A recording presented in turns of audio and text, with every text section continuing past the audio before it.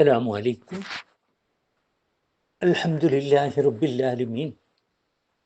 അസ്സലാത്തു വസ്സലാമു അലാ അഷ്റഫിൽ മുർസലീൻ സയ്യിദിനാ മുഹമ്മദുർ റസൂലുള്ളാഹി സ്വല്ലല്ലാഹു അലൈഹി വസല്ലം വഅലാ ആലിഹി വസഹ്ബിഹി അജ്മഈൻ.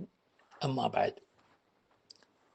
മനുഷ്യന് അവൻ്റെ കണ്ണുകൊണ്ട് കാണാൻ സാധിക്കുന്ന ലോകത്തെയും കണ്ണുകൊണ്ട് കാണാൻ സാധിക്കാത്ത ലോകത്തെയും എല്ലാ വസ്തുക്കളും അള്ളാഹുവിന് കീഴ്പ്പെട്ട് കഴിയുകയാണ് എന്ന് പറഞ്ഞതിന് ശേഷം ഈ ആയത്തിൽ അള്ളാഹുവിന് പങ്കുകാരെ കൽപ്പിക്കുന്നത് വിരോധിക്കുന്നു. കാരണം അള്ളാഹു അല്ലാത്തതെല്ലാം അള്ളാഹുവിൻ്റെ കൽപ്പനക്ക് വിധേയമായി അള്ളാഹുവിൻ്റെ ഉടമസ്ഥതയിൽപ്പെട്ടതാണ്.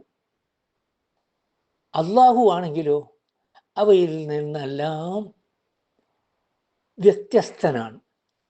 അള്ളാഹു ആരെയും ആശ്രയിക്കുന്നില്ല.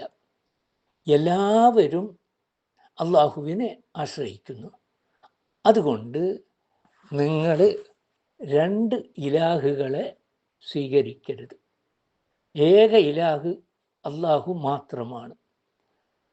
ഒന്നിലേറെ ഇലാഹുകളെ സങ്കല്പിക്കുന്നത് മനുഷ്യ ബുദ്ധി വെറുക്കുന്ന കാര്യമാണ്.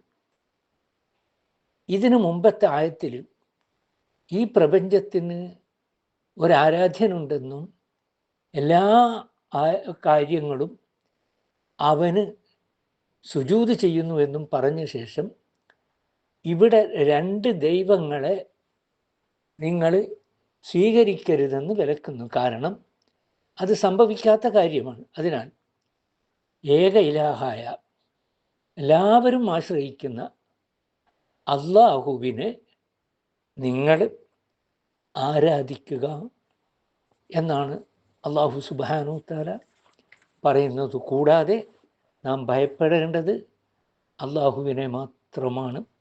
അള്ളാഹുവിനെ മാത്രം ആരാധിച്ച് ജീവിക്കുന്ന സജ്ജനങ്ങളുടെ കൂട്ടത്തിൽ അള്ളാഹു നമ്മെ എല്ലാവരെയും ഉൾപ്പെടുത്തുമാറാകട്ടെ. വാഖിറു ദഅ്വാനാ അനിൽ ഹംദുലില്ലാഹി റബ്ബിൽ ആലമീൻ. അസ്സലാമു അലൈക്കും.